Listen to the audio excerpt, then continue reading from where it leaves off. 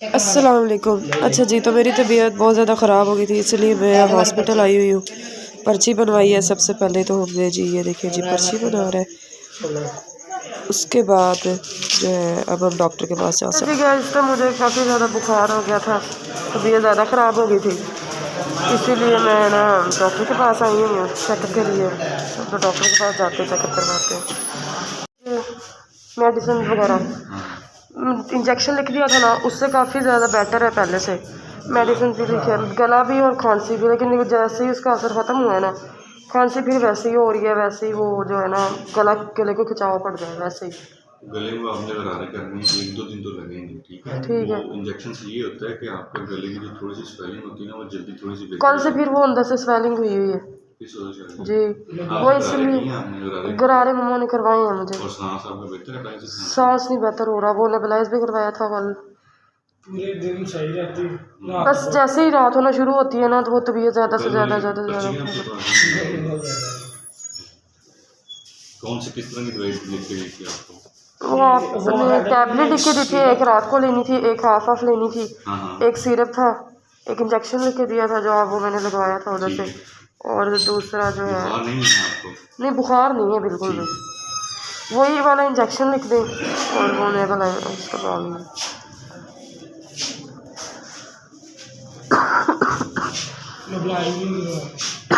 परहेज करनी है मट्टी से, उन चीज़ों से। ठीक है।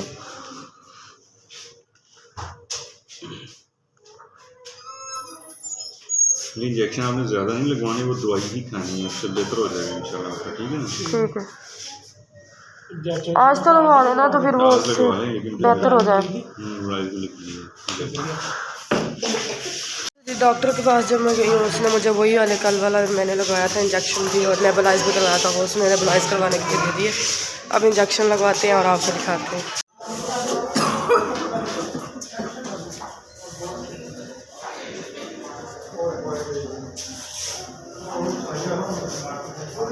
अच्छा जी, तो मैंने नेबुलाइज भी करवा लिया है, इंजेक्शन लगवाता हूँ, मैंने आपको दिखाना था। इन्होंने वेन में इंजेक्शन लगाया मेरे, ये देख सकते हैं, वेन में इंजेक्शन लगाया। काफ़ी ज़्यादा पेन है, बीमार काफ़ी दिन की थी, हॉस्पिटल भी काफ़ी दिन से आ रही हूँ, बट जो है ना मैंने सोचा आप लोगों के लिए वीडियो भी बना दूँ, इसलिए फिर आज क्या कहते हैं वीडियो भी बनाई है। लेकिन इंजेक्शन लगाते हुए मुझे वीडियो अलाउ नहीं की, इसलिए मैंने वीडियो नहीं बनाई।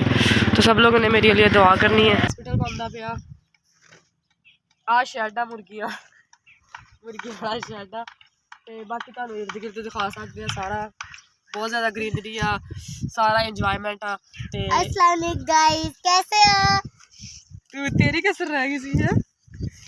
अच्छा जी, तो हुण पट्ठे वाढ़दे आ ते नाल तुहानू दा वीडियो कि मेरे इंजेक्शन लग्या वा, तबीयत ठीक नहीं सी, तबीयत ठीक नहीं सी, मैं सोचा व्लॉग ते बनाना ही बनाना है, इसलिए काफ़ी ज़्यादा पेन आ मेरी इत्थे वेन च, ते लेकिन तां भी हिम्मत करके सोचा पट्ठे वड्ढने बैठे।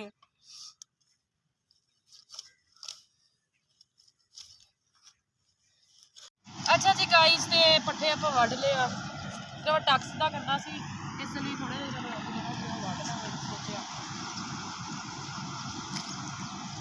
फिर उन्होंने पाने आ, पा के बाइक ते रखने आ।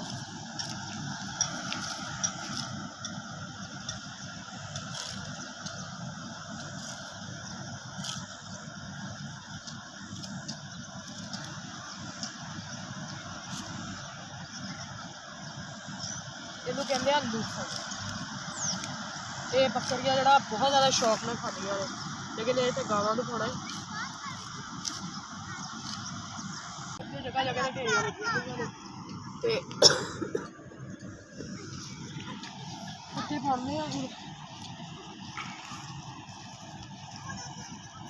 अच्छा जी, पट्ठे जड़े आ वो आपां वड्ढ ले आ, ते यानी तुहानू पहला दिखाया मैं हॉस्पिटल से, तो मैं काफ़ी ज़्यादा मतलब रेस्ट कर ली, फिर लेट के बोर हो जाती सी, सोचा कि चलो हुलिया भी चेंज कर लिया जाए, तो जड़ा रेस्ट भी हो जाऊगी, इसलिए जी हुण पट्ठे वड्ढ ले आपां, ते पट्ठे हुण मैं ढेरियां जड़ियां चक के ते पंड च पाई जन्नी आं, ते जल्दी जल्दी पंड च पाउने आं, ताकि जड़ा वा ना जल्दी जल्दी अपना काम खत्म होवे।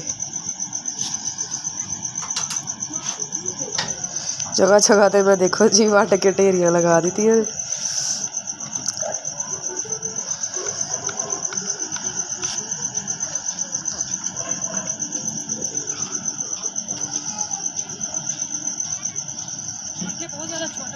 ਹਾਂਜੀ ਜੀ, ਤੁਸੀਂ ਦੇਖ ਸਕਦੇ ਹੋ ਸਿਰਫ ਇਹ 2 ਢੇਰੀਆਂ ਰਹਿ ਗਈਆਂ ਆਪਣੀਆਂ ਪਾਣੇ ਵਾਲੀਆਂ, ਬਾਕੀ ਸਾਰੇ ਜਿਹੜੇ ਉਹਦੇ ਪੱਠੇ ਪਾ ਲਈਏ। ਮਜ਼ਾ ਵੀ ਕਾਫੀ ਆਇਆ, ਲੇਕਿਨ ਮੇਰੇ ਹੱਥ 'ਤੇ ਪੇਨ ਸੀਗੀ ਤੇ ਇਸ ਲਈ ਜਿਹੜਾ ਵਾ ਮੈਂ ਪੱਠੇ ਨਹੀਂ ਜ਼ਿਆਦਾ ਵੱਢ ਸਕੀ।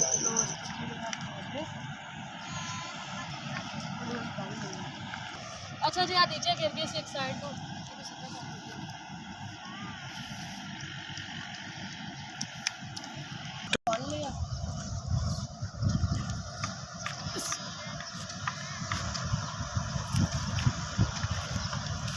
बाइक खड़ी अपनी बाइक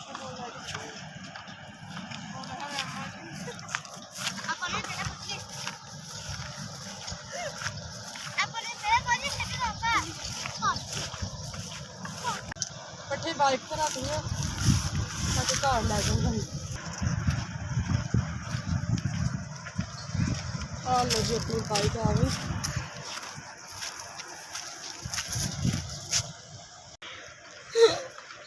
अच्छा जी पट्ठे ਜਿਹੜੇ आप बाइक ਤੇ ਰੱਖ ਲਿਆ। मैं ਤੁਹਾਨੂੰ ਪਹਿਲਾਂ ਹੀ ਦੱਸਿਆ ਸੀ ਕਿ ਮੇਰੇ ਇੰਜੈਕਸ਼ਨ ਲੱਗਿਆ, ਬਾਈਕ ਮੈਂ ਨਹੀਂ ਚਲਾ ਸਕਦੀ। ਪੱਠੇ ਬਹੁਤ ਮੁਸ਼ਕਿਲ ਵੱਡੇ ਆ, ਮੈਂ ਚੱਕੇ ਬਹੁਤ ਮੁਸ਼ਕਿਲ ਆ, ਸਵੈਲਿੰਗ ਹੋਈ ਜਾਂਦੀ ਆ ਹੱਥ 'ਤੇ ਕਾਫੀ ਜ਼ਿਆਦਾ। ਇੰਜੈਕਸ਼ਨ ਬੜੇ ਜ਼ਾਲਮ ਤਰੀਕੇ ਨਾਲ ਆਇਆ ਹੋਇਆ ਠੀਕ ਹੈ ਨਾ। ਅਤੇ ਕੀ ਉਹਨੇ ਕਹਿੰਦੇ ਆ ਭਾਈ ਲੈ ਜਾਣਗੇ ਘਰ, ਬਾਈਕ 'ਤੇ ਮੈਂ ਨਹੀਂ ਚਲਾਉਂਗੀ ਲੇਕਿਨ ਭਾਈ ਲੈ ਜਾਣਗੇ, ਤੁਹਾਨੂੰ ਦਿਖਾ ਵੀ ਦਾਂਗੇ ਭਾਈ ਲੈ ਕੇ ਜਾਂਦੇ ਹੋਏ। ਲੇਕਿਨ ਆਪਣਾ ਜਿਹੜਾ ਅੱਜ ਦਾ ਵਲੌਗ ਸੀਗਾ ਇੱਥੇ ਤੱਕ ਹੀ ਸੀਗਾ। ਉਮੀਦ ਕਰਦੀ ਤੁਹਾਨੂੰ ਅੱਜ ਦਾ ਵਲੌਗ ਪਸੰਦ ਆਇਆ ਹੋਊਗਾ। ਚੈਨਲ ਸਬਸਕ੍ਰਾਈਬ ਨਹੀਂ ਕੀਤਾ ਜਲਦੀ ਸਬਸਕ੍ਰਾਈਬ ਕਰੋ। ਅੱਛੇ ਵਿਊਜ਼ ਦਿਓ। ਉਮੀਦ ਕਰਦੀ ਹਾਂ ਤੁਹਾਨੂੰ ਮੇਰਾ ਅੱਜ ਦਾ ਵਲੌਗ ਜ਼ਿਆਦਾ ਪਸੰਦ ਆਇਆ ਹੋਊਗਾ। ਇੱਦਾਂ ਤੁਹਾਡੇ ਵਾਸਤੇ ਮਜ਼ੇ ਦੇ ਚਟਪਟੇ ਵਲੌਗ ਲੈ ਕੇ ਆਉਂਦੇ ਰਹਾਂਗੇ। मेरी वीडियो ਨੂੰ ज़्यादा शेयर करो, अच्छे व्यूज़ दो, दुआओं 'ਚ याद रखो तो अल्लाह ताला तुहानू सब नू कामयाब करे। आमीन। अल्लाह हाफिज़। अपना ख्याल रखिए तो दुआ करियो मेरे वास्ते कि मेरी स्वेलिंग हट जाए यार।